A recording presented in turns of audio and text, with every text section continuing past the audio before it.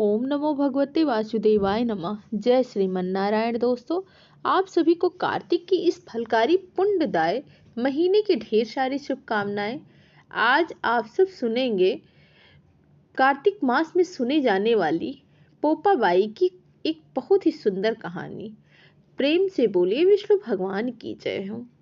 कार्तिक स्नान करते हैं जो भी, कार्तिक व्रत करते हैं जो, उन्हें यह कहानी जरूर कहनी और सुननी चाहिए। किसी गांव में एक महिला रहती थी। उसका नाम था पोपाबाई। वो भगवान की बहुत सच्ची भक्त थी। वो बहुत ज्यादा नियमों से व्रत पूजा पाठ भी किया करती थी। कार्तिक व्रत करना, स्नान करना, एकादशी व्रत करना, मार्गशीर्ष मास का व्रत, वैशाख महीने का पुरुषोत्तम मास का व्रत नियम से वो पालन श्रद्धा पूर्वक से करती थी। रोज भी भगवान विष्णु की पूजा सेवा करती थी और वो बहुत नियम से रहती थी।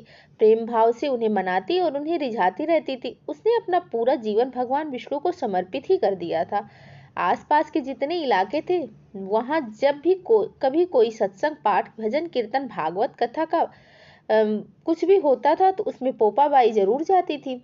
उसके माता पिता का एक देहांत बहुत पहले ही हो चुका था। जब वो छोटी सी उम्र में थी तो उसका एक बड़ा भाई था और वो उसी के साथ रहता था। जो उसका भाई था उसकी शादी हो गई थी, बच्चे भी थे, भरा पूरा परिवार उसका था। पर जो उसका भाई था ना, वो दिन रात पोपा बाई की चिंता में लगा रहता था। अब परेशानी क्या होती है, जब भी कोई रिश्ता आता था तो पोपाबाई उसे मना कर देती थी। अब भाई इस बात से बहुत परेशान था, चिंता भी थी उसको और गुस्से में भी रहता था। भाई को लगता था कि यह सब पूजा पाठ की वजह से हो रहा है। बहन इतनी ज्यादा पूजा पाठ करती है इसीलिए उसे शादी में कोई इंटरेस्ट ही नहीं है। एक दिन भाई ने पोपाबाई से बोला कि वो किसी भी तरह से कोई भी पूजा पाठ का कार्य आगे से नहीं करेगी। अब यह सुनकर तो पोपाबाई को बहुत गुस्सा आ गया, बहुत ज्यादा दुख भी हुआ। उसने उस दिन अपने भाई और भाभी से यह कहा कि मैं कभी भी शादी नहीं करूंगी। यह मेरी प्रतिज्ञा है। मेरा जीवन भगवान विष्णु को समर्पित है और अब मैं आपके साथ भी नहीं रहूंगी। इसीलिए मेरी झोपड़ी गांव के बाहर बना दो और गांव के सभी लोगों से कह दो कि वह अपने गाय और बछड़े मेरे पास जंगल में घास फूस चरने के लिए भेज दें। मैं उन सब का ध्यान रखूंगी और फिर अगर वो जो भी चाहेंगे मुझे अपने घर का बचा कुचा खाना दे सकते हैं। अब भाई और भाभी ने उसे समझाने की, मनाने की बहुत कोशिश की, पर पोपाबाई पूरी तरह से मन क्रम वचन से भगवान को समर्पित हो चुकी थी। उसने अपने आप को पूरी तरह से भगवान के शरणागत कर लिया था। अब वह अकेली गांव के बाहर झोपड़ी में रहती थी। इस तरह वो ज्यादा से ज्यादा समय अपने भगवान की सेवा पूजा में बिताने लगी, क्योंकि उसके पास और कुछ तो था ही नहीं। वो पूरा दिन पूजा पाठ, कीर्तन, भजन में लगी रहती थी। उनके नियम, सेवा और ज्यादा पक्के हो चुके थे। अब एक दिन क्या हुआ, जो उस राज्य का राजा था वो शिकार खेलने के लिए जंगल में आया और उसने देखा कि गांव के बाहर जंगल के पास एक झोपड़ी बनी हुई है। तो उस झोपड़ी को देखकर रुक गया। राजा को प्यास लगी थी, इसीलिए उसने झोपड़ी में पानी पीने के लिए सोचा और झोपड़ी के पास पहुंच गया। झोपड़ी के पास जाकर उसने जोर जोर से आवाज लगाई, अंदर कोई है? यह झोपड़ी किसकी है?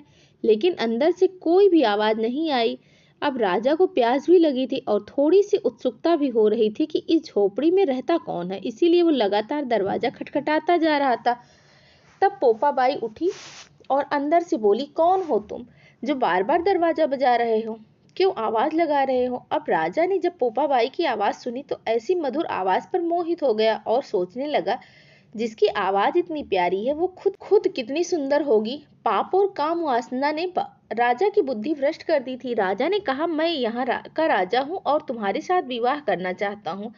तब पोपाबाई ने अंदर से ही कहा, जहां से आए हो वहीं चले जाओ। मैं किसी पुरुष का मुंह भी देखना नहीं चाहती हूँ। मैंने अपना जीवन भगवान को समर्पित कर रखा है और मैं यहाँ उनकी पूजा पाठ करती हूँ। अब ये सारी बातें सुनकर राजा का जो पापी मन था वो काम वासना से और ज्यादा पीड़ित हो गया, क्योंकि उसको पोपाबाई की आवाज बहुत मधुर और बहुत प्यारी लगी थी। राजा ने पोपाबाई की एक भी नहीं सुनी, जबरदस्ती दरवाजा तोड़ दिया और उसे उठाकर अपने महल ले गया।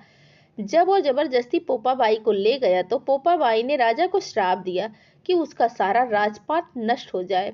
अब महल में आने पर राजा की जो और रानियां थी, उन्हें जब ये सारी बात पता चली तो वो राजा के पास गई और उनसे प्रार्थना की कि इसे वापस छोड़ आओ, ये जो बहुत गलत है और इन्होंने श्राप दे दिया है और यह बड़ी साध्वी है, बहुत पूजा पाठ करती है। अब रानियों की बात सुनकर राजा को थोड़ा सा तो डर लगा और उसको अपनी भूल का भी एहसास हो रहा था।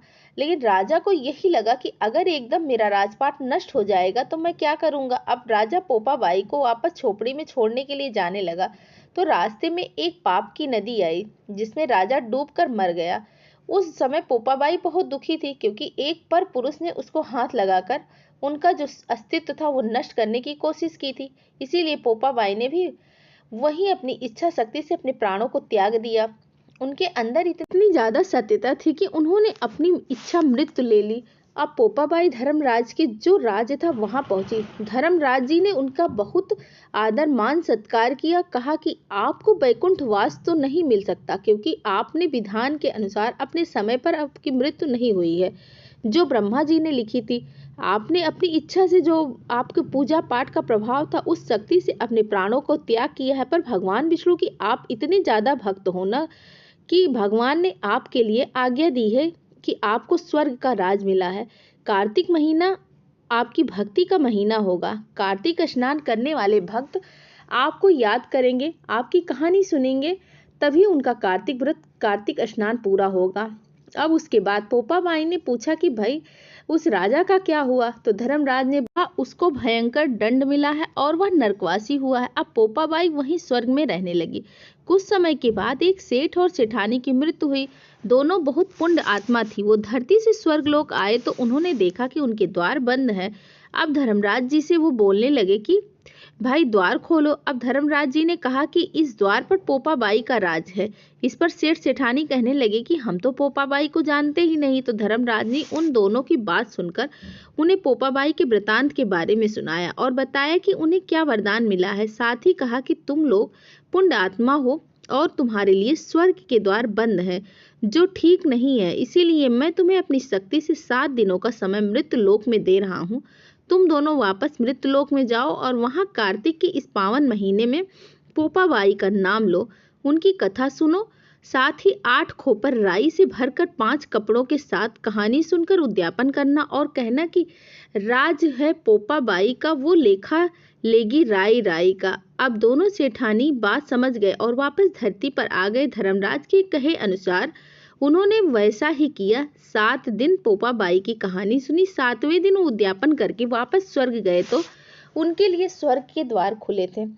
हे पोपाबाई, जैसे सेठ सेठानी के लिए स्वर्ग के द्वार खोले ऐसे ही इस कहानी को कहने वाले और सुनने वाले हुंकारा वाले सबके लिए खोलना। बोलो पोपाबाई की जय, बोलो कार्तिक माह के ठाकुर जी की जय हो, मोर मुकुट बंसी वाले की जय हो, विष्णु भगवान की जय हो।